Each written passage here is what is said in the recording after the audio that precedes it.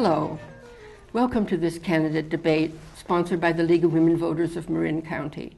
I'm Ann Laser with the League of Women Voters. Also with us is Margie Eller, our timekeeper for this debate. The candidates with us today are running for 4-year terms for 3 seats on the Ross Valley Sanitary District Board.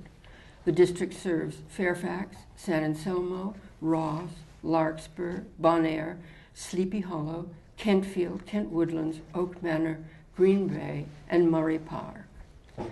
The candidates with us today are Michael Boorstein, Joe Descala, Tom Gaffney, Rick Holland, and Pamela Meigs. The candidates have been invited to make opening statements of 2 minutes, and we'll begin in our alphabetical order with Michael Boorstein. Morning, my name is Michael Boorstein, and I'm a candidate for director of the Ross Valley Sanitary District. The Ross Valley is one of the most amazing places to live on the planet, partly because of our beautiful natural environment. The Ross Valley Sanitary District is ground zero for protecting our local environment and ensuring the health and safety of our Ross Valley residents. In recent years, and in past years, the district has been plagued by hazardous sewage spills and failing infrastructure. While recent repairs have been made and district operations have somewhat improved, there is still much work to be done. I'm excited to be running for the Ross Valley Sanitary District because I believe that my knowledge and experience as a resident of this community for over 50 years, in addition to my background as an engineer, make me an ideal candidate to represent our community on the Ross Valley Sanitary District Board. For me, this is not political. It's about stepping up to serve the community that my family and I have called home for more than 5 decades. We live in a modern world with an old sewer system. We need to protect our citizens and modernize the system to keep our communities clean and safe. I am committed to doing just that as a member of the Ross Valley Sanitary District Board of Directors. I respectively ask for your vote in June. Thank you. All right. Joe? Thank you. My name is Joe Descala, and I have some major issues, and they center in primarily around accountability. Not long ago, a $17 million bond was passed by the majority of the board. I was at that meeting, and it was admitted by the 3 people who voted for the $17 million that they did not read the bonds, they did not read the packet, did not understand it, and the chair of the meeting was not even there. She was on a phone in Dallas, Texas.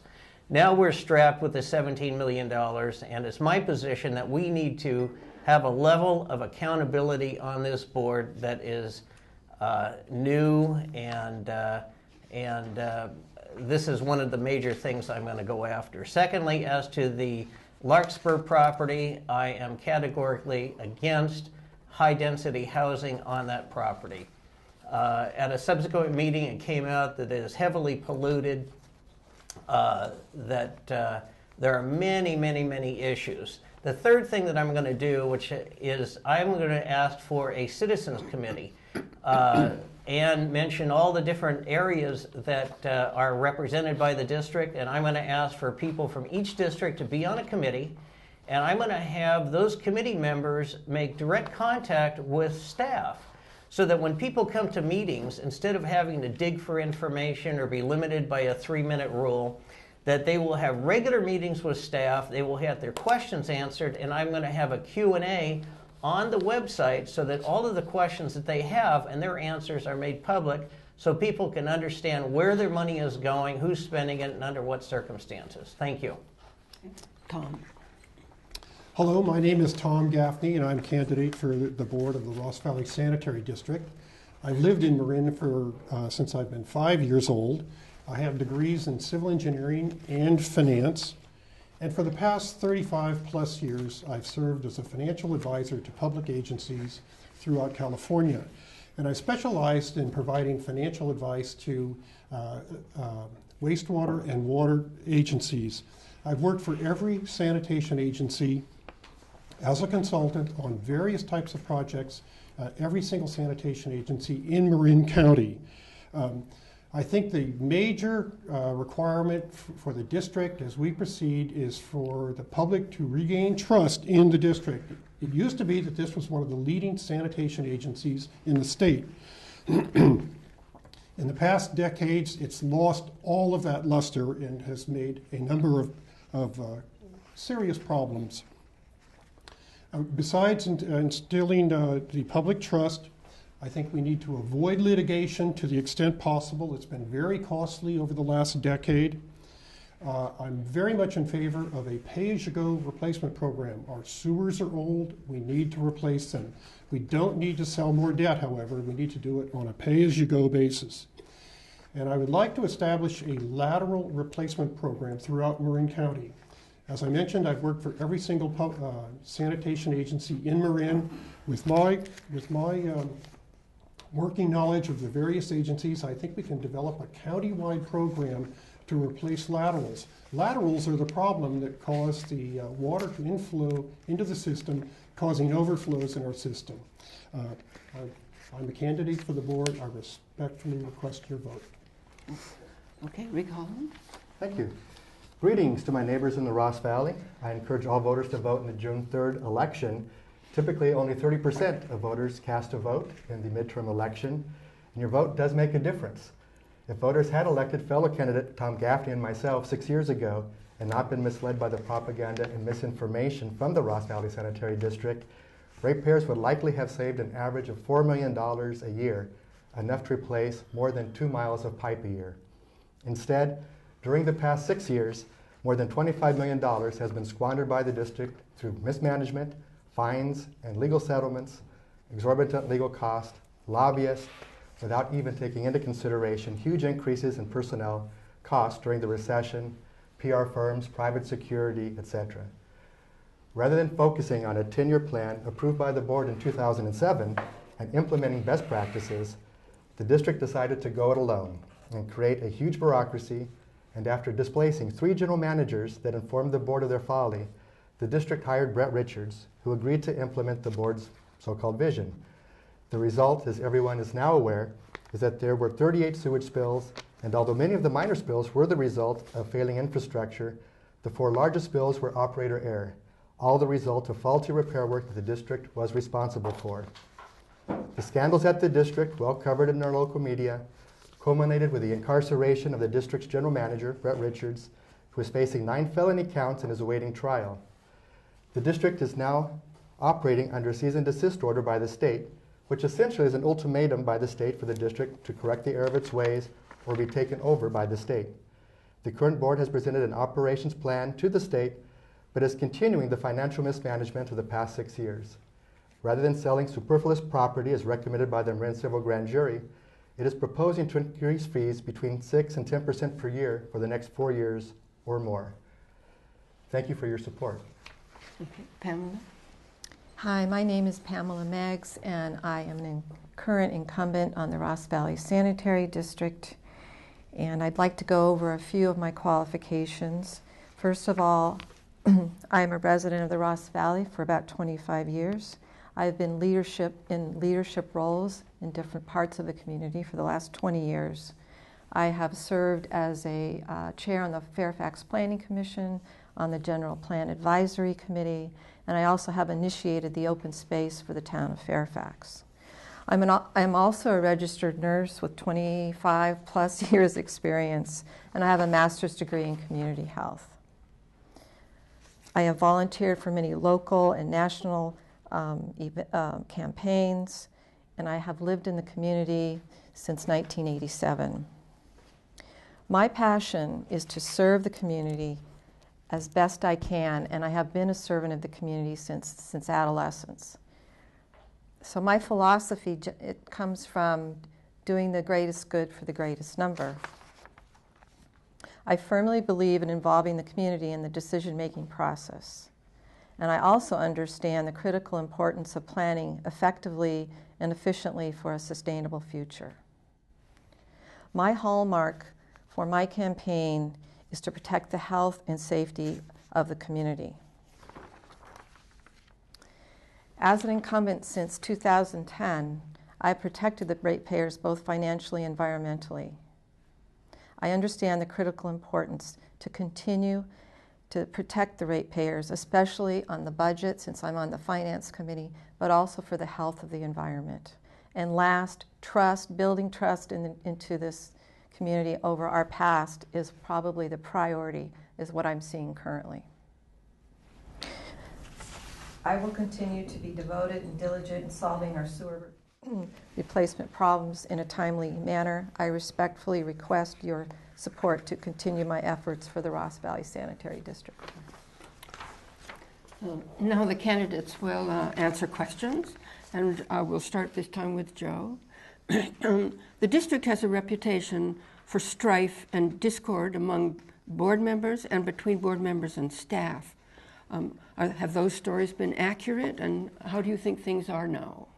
I think those stories are absolutely accurate, and one of the first things that I'll do if I'm elected is I'm going to restore Frank Egger as chair, and he was doing a wonderful job. He's a member of the Sierra Club, the Marin Conservation League.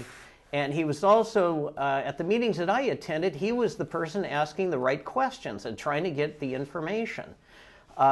He was the one that was asking about the run rate. The attorneys that were hired by Brett Richards commute from San Jose, and they were running a $90,000 a month billing run rate.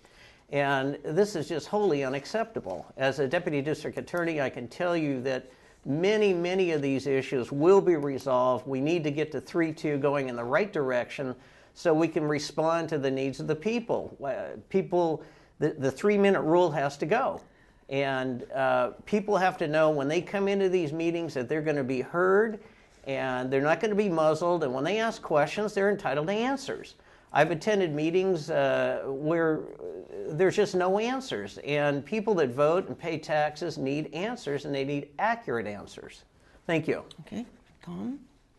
You? Ask the question again. Okay. The district has a reputation for strife and discord among board members and between board members and staff. Were those stories accurate, and how are things now? Well, yes, I do believe they're accurate. I think that the history is much worse than the present, but I do believe that there is a continuing need to completely involve the public. I like Joe's idea of setting up committee representatives from the various neighborhoods. I think that we need board members that understand the intricacies of the planning that the staff is recommending. For example, there is a new 5-year financial plan, and I'm not sure that all the board members realize that future bond issues are required to do ongoing projects that are going to continue. In fact, they're going to continue forever, because that's the way a wastewater agency works. It's like whack-a-mole. When you fix one project in one part of your sewer system, another part gets old. We have a 100-year-old sewer system. We need to repair it. We need to know how to do that. We need to have board members that completely understand all the recommendations of staff and can direct them. That was the biggest problem of the district before. I think the manager that's now in jail took control of the district, and the board didn't control him. And that's something that I firmly believe should not happen. The board should set the policy, and staff should follow that policy. Thank you. Rick Holland. Thank you. Well, there's good news, because I and several other community members stood up to this board for the past 6 years. After the takeover of the so-called Reform Board, starting 6 years ago, 4 members that hired the general manager that's now in jail and implemented policies that were to the detriment of the district, by July, this election, they will all be off the board. As they began to realize the error of their ways, either through resignation or being elected out of office, all 4 of these directors have been displaced. So no matter which of us here today wins the June 3rd election, there is going to be a change, and it will be for the better. And the strife that has occurred between the community and the district, between the board and its staff, all of the staff members that were in existence 6 years ago were harassed until they were fired, and friends of Brett Richards from Fresno and other areas brought in to displace them. And so there still is a difficult situation between the board and the staff members. And what I would like to see in the next couple of years is to get back to where we lost time 6 years ago in the consolidation process. And this would help us to really, rather than suing our fellow agencies, work cooperatively with them. And we'll be talking more about that in a few minutes. Pamela.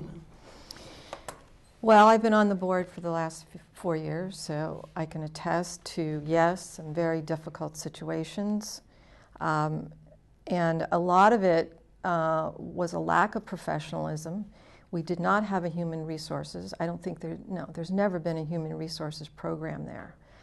So that whole program now is in the process of being implemented, and I can see a bigger change in the staff, the board members. It's changed the demeanor on how we communicate. So I see an improvement in that. The other thing is leadership. You need a very strong chair to lead. If that doesn't happen, then the board sort of gets kind of wobbly, and communication gets distorted. And also, I would say with staff, the same thing, that the leadership has to be there. So I would say that's an area that needs to be improved. We are getting along a lot better. It has made a big difference having a new manager. I can't really comment on Mr. Richards because I'm a potential witness in a criminal case. But yes, it is really moving ahead, and it's starting to feel like we're actually we're a lot more focused now on the community instead of putting out fires all the time. Thank you. Michael. I've lived in this area for 50 years, and it's an interesting thing. How do you keep the community interested in what's going on? If you turn on your water and the water doesn't come out, everybody gets very excited. If you flush your toilet or take long showers or other things, and it goes away, we're not that interested. It's never been a very interesting thing in my community growing up. So I don't think a lot of care was taken to watch what was going on. And that's changed recently with the interest in the environment that's going on. Clearly, there's been a lot of strife in the past. Pam is absolutely right that up until recently, there was no human resources department, and the district was being run just willy-nilly as things go. We need to pay a lot of attention. Starting 2 years ago, with Mr. Richards resigning and fleeing the country, there's a new general manager. The first thing he did was he brought in a human resources consultant, and we have policies and procedures being put in place, and I believe the district is running much smoother than it ever has, and the projects need to be paid attention to by the citizens, but I think things have really turned around and are headed in a more appropriate direction at this time. All right. Tom, as has been mentioned, about a year ago, the San Francisco Bay Regional Quality Control Board issued a cease and desist order for the district, which included aggressive requirements for system rehabilitation. So what has the district done in response? Well, the district was issued a cease and desist order probably because a lot of the publicity generated by the departing manager, who also tattled about various projects that needed to be done. But the cease and desist order requires that we repair our sewers, and that's not so bad. In fact, it's what we should be doing. Well, we should have started at least 6, 7, 8 years ago, and it's going to continue all the way into the future. So I look at the cease and desist. The downside of it is that it requires us to do this at a fairly rapid pace. The upside is that it's what we should be doing anyway. And so with my financial background, I know how to program and plan, develop financing plans. I've developed hundreds of financing plans for wastewater agencies on implementing replacement programs and capital improvement programs. And so we're going to have to do it. There is going to be some hit on our costs. The program now is about $10 million a year. To me, that seems excessive for a district of our size. And I think we also should, as I mentioned previously, a lot of the problem stems not from the big sewers that are under the cease and desist to be repaired, but from house laterals. And I think that's an area that we could concentrate on. I know that if we have a good program, a viable program, we can work with the regional board on how to implement a good R&R, repair and replacement program. Okay. Holland. Yes. The cease and desist order by the state was, together with a fine, $1.5 million fine, essentially a message that a plan had to be put in place in order to maintain and improve the infrastructure in the Ross Valley. So by October, the district had to provide an infrastructure asset management plan, an IAMP, and this is what we are now looking at, whereas before we had 2 miles of pipe a year that needed to be upgraded. Now we're looking at a minimum of 4 miles of pipe, and typically costs about $1.5 million per mile. It varies depending on the location. But this work will need to be done. It's being done very inefficiently. There was an increase in personnel at the district, and we know that it could be more cheaply done by subcontracting out the work. A lot of work is subcontracted out. But we could save probably $1 million a year in admin cost if the district was merged with the sewage treatment plant. What we have now is a collection agency that is separate from the treatment plant. So there are a lot of inefficiencies within our system. And I believe probably $1 million could be saved by merging these agencies. And I oppose the proposed fee increase because at this point we could obtain the $7 million that is being sought by the fee increase by selling the Larkspur Landing property and other superfluous property that the district should have sold 6 years ago. Pamela. Well, the cease and desist order came about from not one spill, but other spills, I can't remember how many, from 2008 to 2011. So we became on the radar, and it's kind of like a report card. So in some ways, it's giving us, this light of it's time to do something more. And we were fined, and we have come up with the IAMP plan, the Infrastructure Assessment Management Plan. So it is a plan that will overview up to 5 years. It's a rolling plan. There is no exact figure on that plan on how much money we need to put into the pipes. I think $10 million a year is pretty aggressive, so I agree with you, Tom. So all of that needs to be ironed out. We do have a Prop 218 coming up, and there is a proposal, but it's still not voted on. And lastly, looking at the pipes in general, they're 50 to 100 years old. A lot of these are clay pipes, so they're just going to keep falling apart more and more and more. So the whole system is just aging, and we're going to have to step up to the plate and do a lot more with our replacement. Thank you. Michael. We can pay now or pay later. As Pam just said, this is a very old system with a lot of old pipes, as Tom said. There's a tremendous amount of seepage into the system through broken laterals in the community. And the cease and desist order was a real wake-up call to the board and to the citizens that this work needs to be done, and it needs to be done now.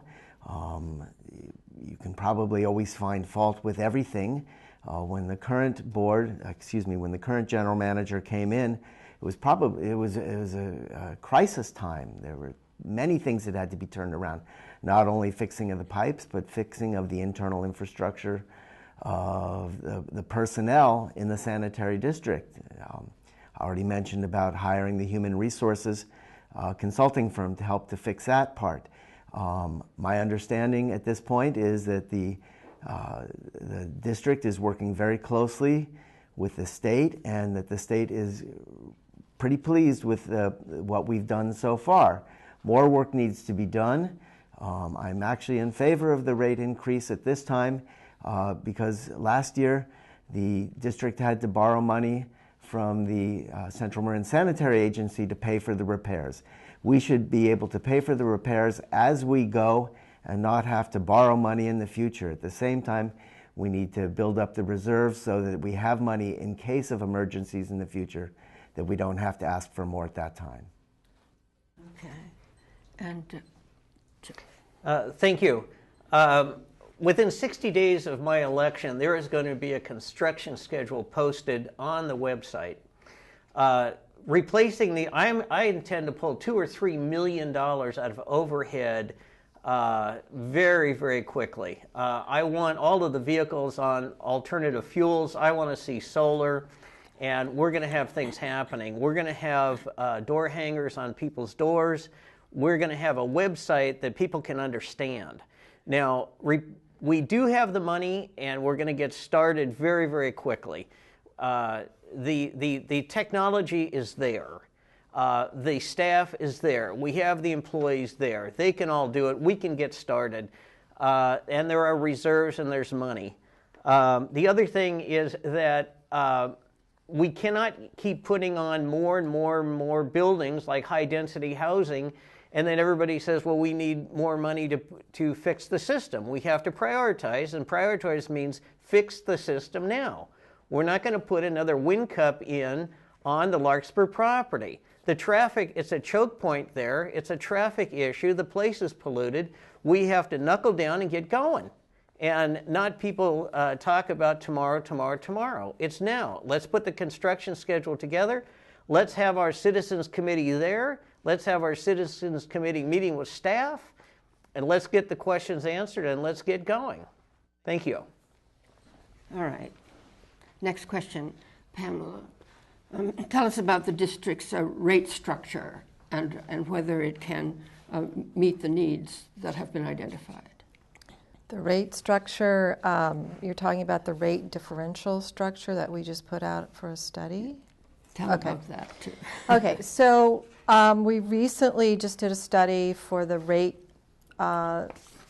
because we need to we need to replace the pipes. We're under a cease and desist order, and we have formulated a rate differential study which will be on a flow with a combination of a flat base. In other words, the ratepayers will pay according to if they live in a multi-residential versus a single residential, and it's very technical and calculated, and it's been done by a consultant, and I think just the rate study itself was $40,000. So in the long run, most communities are going to go to flow rate. It is the wave of the future. People will be there. How much water they use, whether it's fresh water, wastewater, is going to be looked at on a flow basis rather than a flat basis. We have to keep a flat basis to create revenue so that we just don't have it all on flow. As in Mill Valley, they went to an entire flow rate system, and their rates just went skyrocketed. So with the current plan, which is on Prop 218, our rates would go up to over $900 in 5 years. At this point, I'm not supporting that. Thank you. Michael? I listened to the consultants give the recommendations to the board, and there were two main possibilities for how do you charge the constituents. And one was ultimately, like Pam just said, going to a flow-based system where you pay for what you use. And it's based on the 2 wettest months of the year and how much water you use during that time. And that's a nice idea into the future. It doesn't work right now because right now the district is not on a solid financial ground. Right now the district has no reserves in the system. Right now, if there were a massive failure somewhere in the system, the district does not have the money to pay for it at this time. And we need to have a solid amount of revenue coming in, that we know exactly what the amount is per user at this time.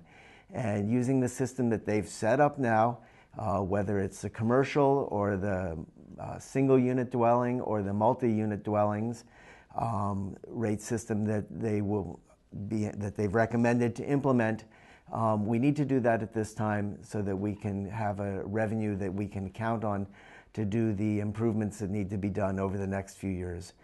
Flow rate is something that should be considered in the future when we're out of this current situation. Okay, Joe? Harry Truman said, we don't need a president that makes the right decision all the time. We need a president that can make a decision.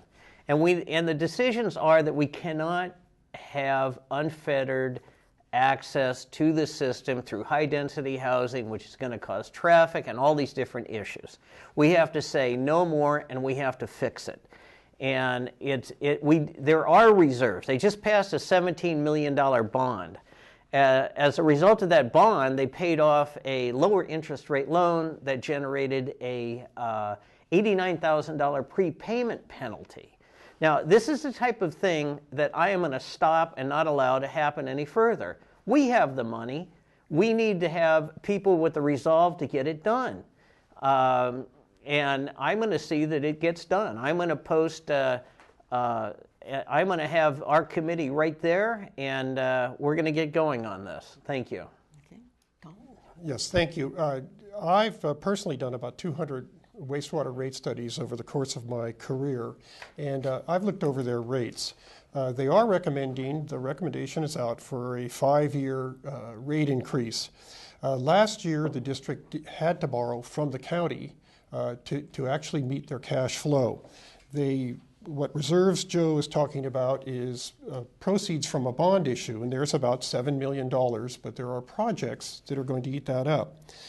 I believe the district has to pass some type of rate structure, rate increase, but I don't agree that it needs to be as much as they have as much as they've projected. I think if Joe can identify some areas where we could cut costs, and I can certainly point to legal fees.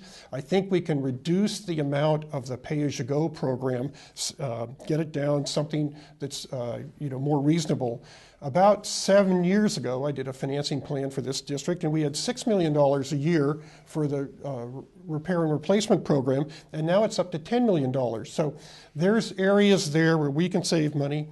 Also, what happened with a lot of that money that was projected in the increases a number of years ago went to additional staff, and I believe that the district is overstaffed. It has 38 employees, up considerably from what it was just a few years ago. And there are studies that show how much staff is needed per mile of pipe, and I think we exceed that in our district.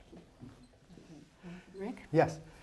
Construction is ready to go, and projects are being bid for the next year. There is a plan. The district receives about $16 million a year in taxes and fees, and half of that goes to the treatment plant. So there's at least $8 million. There's some money from the bond, say about $7 million. So next year's projects are already funded. The adjusted rate that is being proposed in the Prop 218 process is a good first step. I think it's a fair way to look at it. It's a combination between what we've called the EDUs, the measurement per parcel, per house. There has been an issue between homes and multifamily dwellings, and that multifamily apartment buildings pay the same for each apartment as a 5,000 square foot house does. So we can make this a little bit more fair. And I think in the future we could look at perhaps at a 2% increase. If you're looking at an annual 2% increase, it'd be much more palatable than a 6 to 10% increase that we're looking at under the current plan. And I appreciate that Director Meigs has indicated that she's not supportive of the fee increase as it's laid out at this time, because if we could stop that and the new board take a look at what's really needed, getting a true budget, an honest budget that we can all work with would be of great help to the directors and the district. Rick, I accidentally skipped over you to be the first to answer the question, so I'm going to go back and give you that chance. There have been ongoing legal disputes between Ross Valley Sanitary and Central Marin Sanitary Agency, the district's treatment plant. How are the relations with CMSA now? Well, things are much improved, again, because 2 of the former board members are already off the board and 2 are left and know that they're going to be off in July. Has brought about some change. The new general manager, who now is attending meetings with fellow partners and sewage agencies in Marin. Brett Richards did not attend meetings. He sued practically every district in Marin that the RVSD did business with, the towns of Corte Madera, Larkspur, CMSA. There still is currently a lawsuit between the Ross Valley Sanitary District and the Central Marin Sanitation Agency. And this is over San Quentin because the district was overcharging San Quentin for years, and it finally realized, because I and others brought to its attention, that it could save a lot of money by going to CMSA directly to provide its services. This would be the kind of money that we could save in consolidation. So San Quentin took that step and hired CMSA to provide the service. Ross Valley sued them. Another case that it's going to lose, more legal fees, attorney's fees that ratepayers are losing that could go to fix pipes. So rather than dropping this lawsuit, they continue, and even some, I think, hope that they're going to win this lawsuit, which they have lost or settled every lawsuit in the past 6 years. And I have been a witness, I've been subpoenaed, and I've been on the winning side of every lawsuit against the district the past 6 years. And it will lose this one again.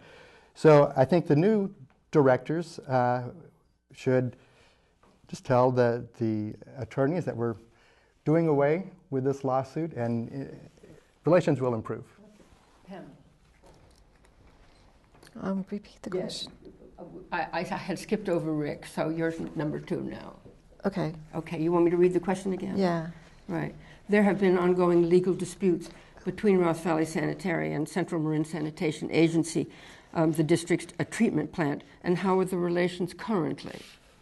Well, there's still a lawsuit that still is not finalized, so those are closed session meetings. I cannot talk about them, but the relationship between CMSA and RVSD is night and day from when I first started on the board.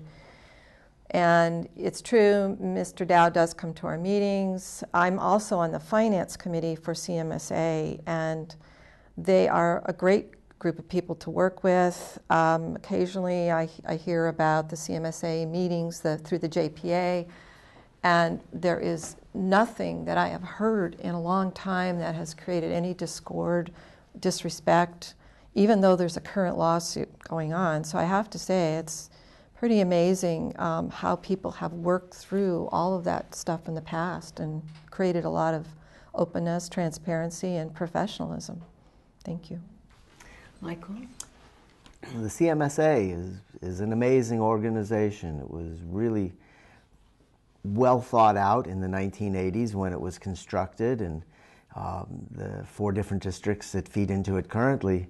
It's a great organization, and in the past there has been tremendous strife between the Ross Valley Sanitary District and the Central Marin Sanitary. And like Pam said, my understanding is at this point that they're working very, very closely together, and I'm excited to be part of the projects that they're doing. It was just in the Independent Journal several weeks ago that they're working with the Garbarinos and collecting organic materials from the restaurants, waste materials, and they're using that to power the agency there. And those kinds of things are the kinds of things that I hope that the Ross Valley Sanitary District can be a part of and implement as part of our infrastructure also. So I see it as going in a very, very positive direction, and I hope that those lawsuits can get dropped. Okay, Joe? Thank you. One of the things that I'm going to do is review and renew the idea of what a conflict of interest is. A couple of points. The Ross Valley Sanitary District has approximately a 40% equitable interest in the Central Marin Sanitary District, and they have provided monies for the build out of the infrastructure. One of the things that we're talking about here are these lawsuits in vague languages. The lawsuits, the pleadings, many aspects of this litigation can go online, and it should be made available to the voters and taxpayers so they can see what's going on. A lot of this chatter about we can't talk about this, we can't talk about that, that's no good anymore. The pleadings, the answers, many things that go on should be made public. The other thing is that many of these contracts, and I've reviewed them and I've been in the meetings, they're poorly drawn, and they are set up so that litigation ends up costing a lot of money. And I have a question as to whether or not the attorneys that are representing the sanitary district are in a conflict vis-a-vis their ownership and in litigation with the Central Marin Sanitation District. So we have to come back to what a conflict of interest is. We have to have leadership on this board that can ask the right questions and make the attorneys accountable. These fees are out of control. And you have attorneys commuting from San Jose hired by Brent Richards at a $90,000 a month run rate. Thank you very much. Thank you. One of my key points is that I am going to avoid litigation at all costs. It's absolute folly that two public agencies are suing each other. We are paying for both sides of the attorneys. We're paying Central Marin's side, we're paying the Ross Valley Sanitary District side. In my opinion, I don't think we're going to win the lawsuit against Central Marin. And if we do win the lawsuit, it means that the district, some people think that we can go back to charging San Quentin exorbitant rates for their service. They're going to be able to tell the courts, wait a minute, Central Marin can do it for in the $30,000 to $40,000 range. You can't charge us $1 million. So even if we win, we're not going to win that lawsuit. And all we're doing is paying money. The worst news I've ever received from a water district was a notice from the Ross Valley Sanitary District saying, and it was years ago, it wasn't this board, we are pleased to announce that we've settled the lawsuit for the Larkspur Landing property. Thank you. We paid over $4.5 million to get out of a lawsuit on land that we already owned.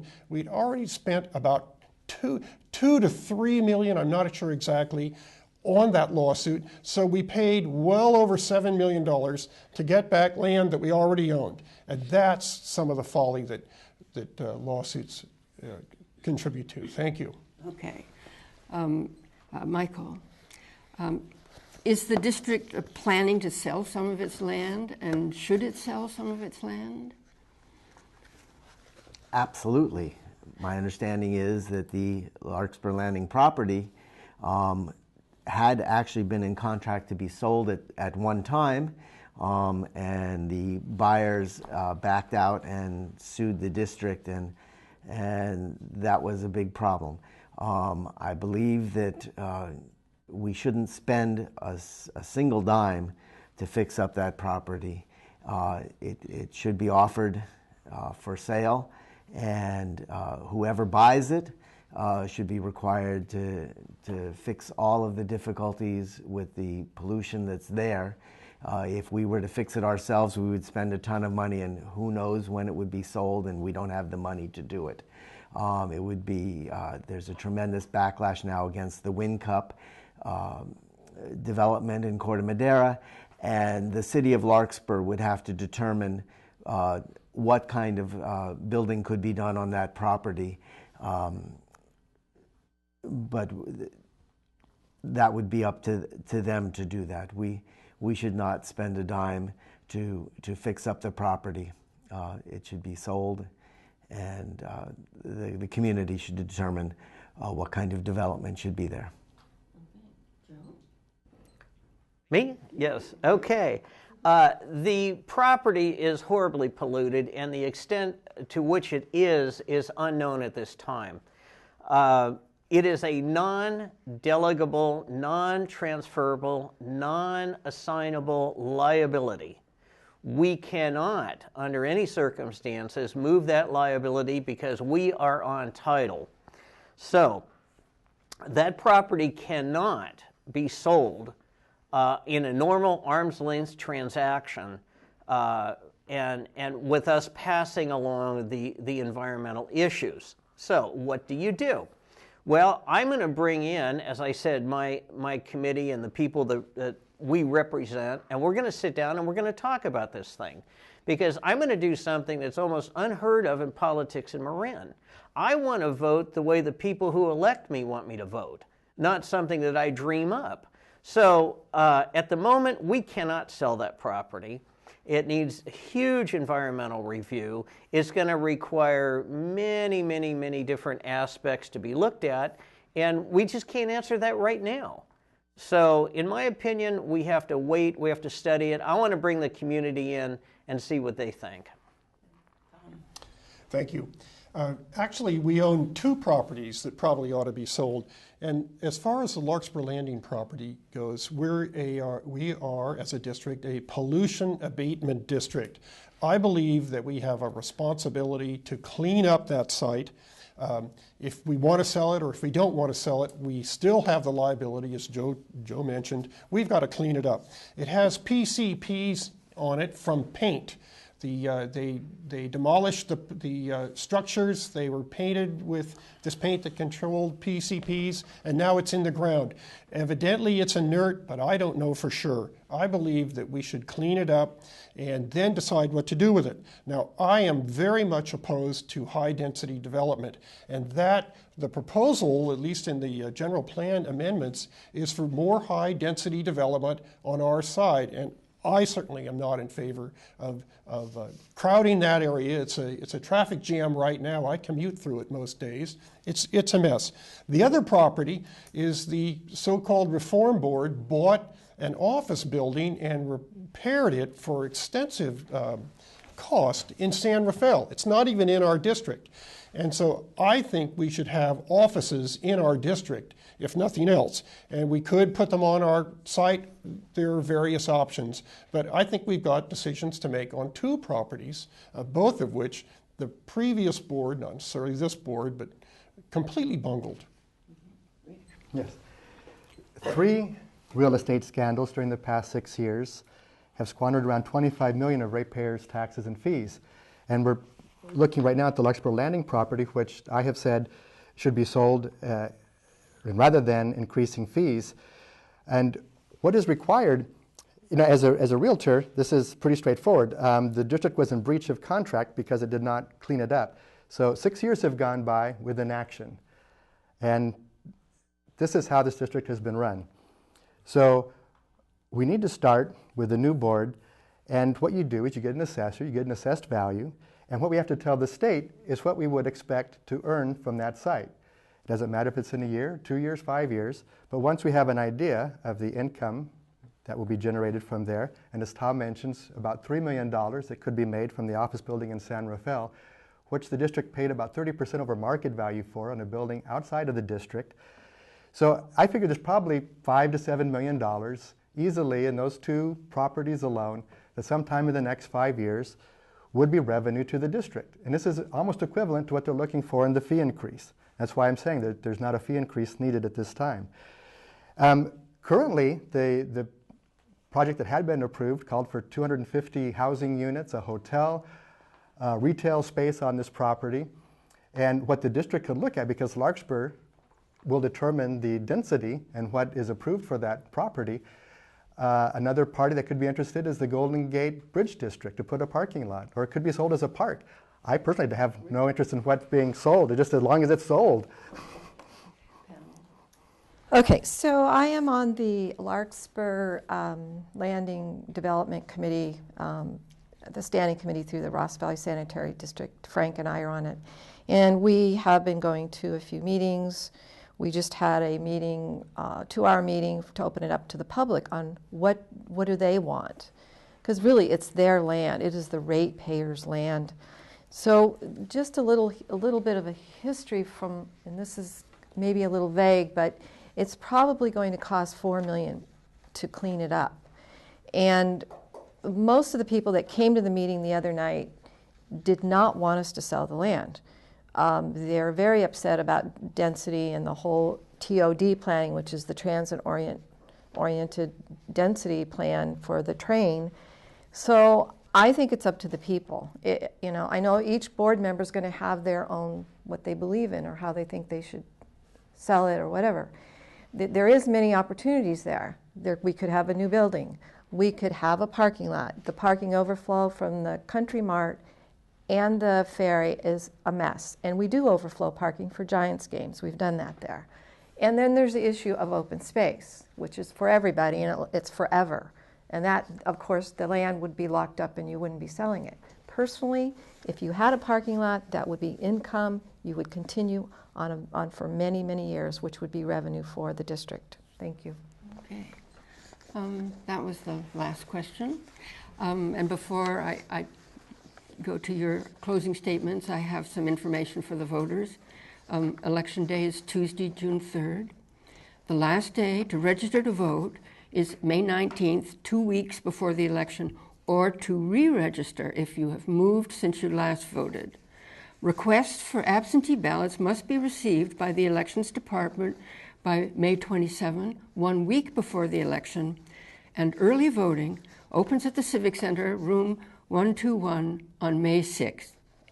If you go to the leaguesmartvoter.org website and enter your street address and zip code, you will be able to see your own ballot with links to the candidates, issues, ballot measures, and information about the voting process itself.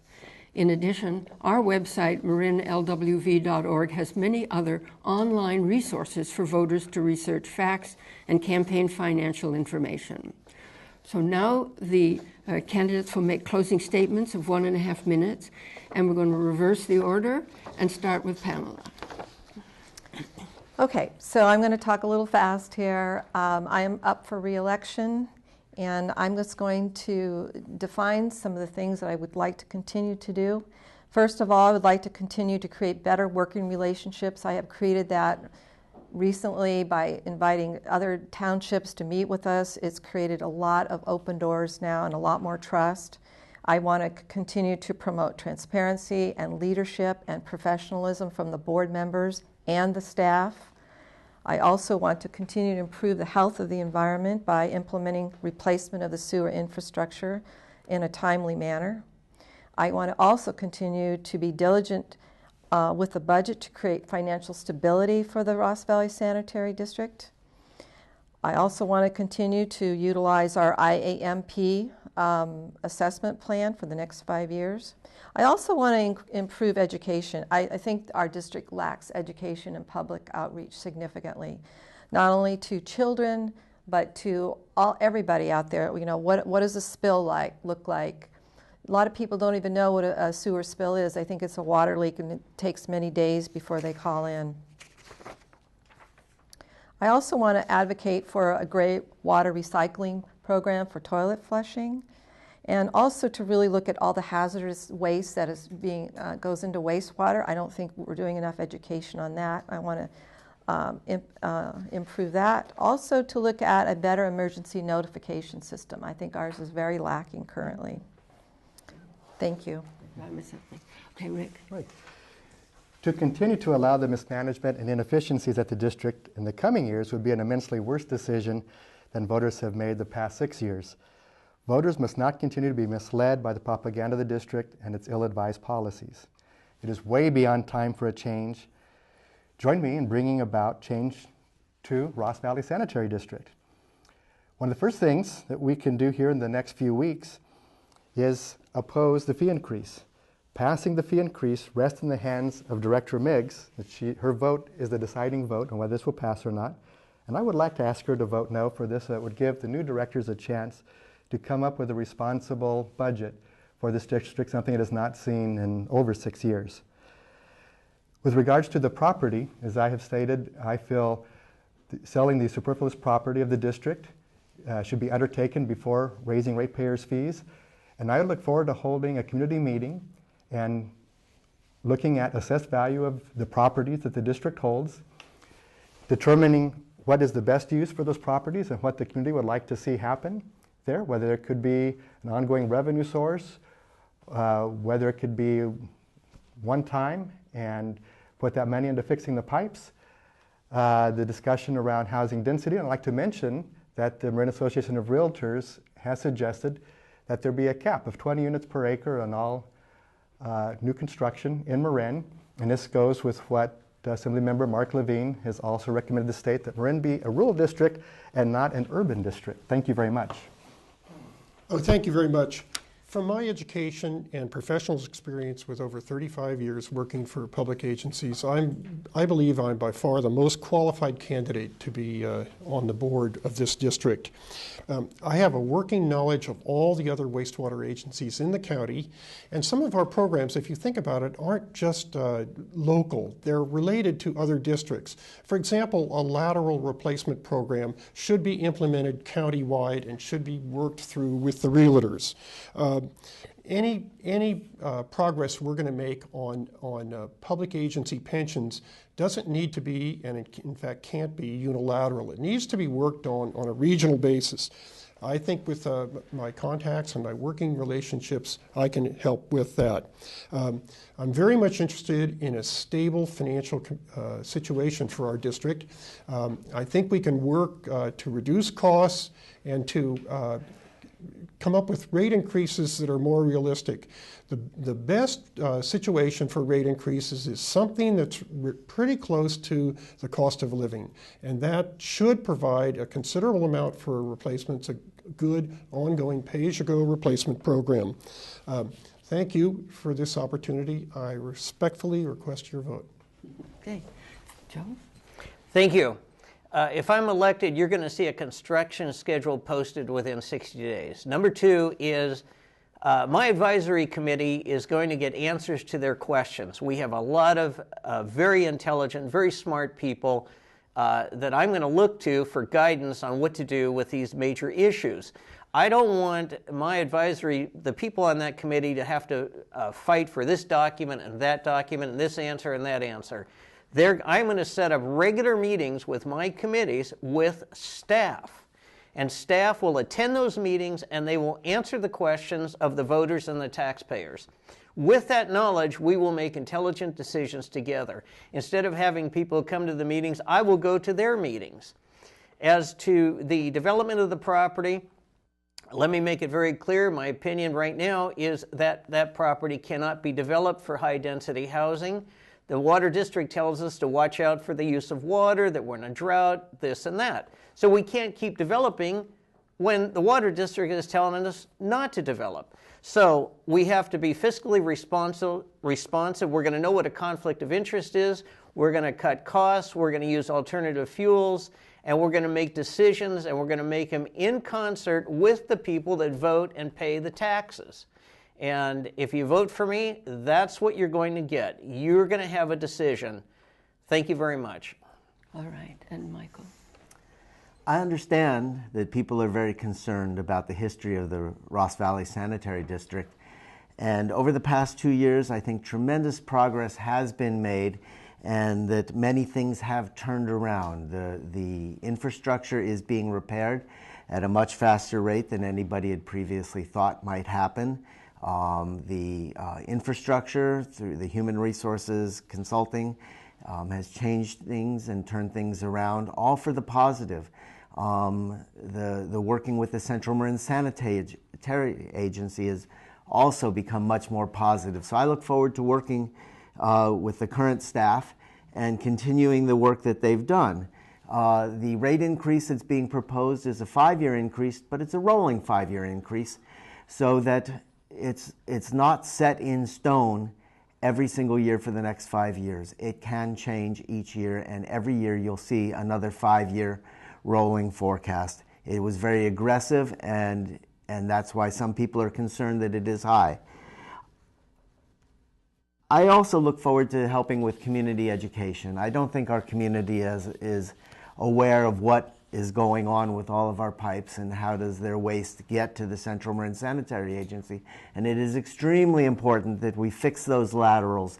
It's extremely important that we aren't spewing the waste into our community, into the streams, and that we get that all under control, and that can be done through lateral replacement grant programs. Thank you very much. That ends our debate. Thank you to the candidates for your participation, to our timekeeper, Margie Eller, and thank you to you, the voters, for watching.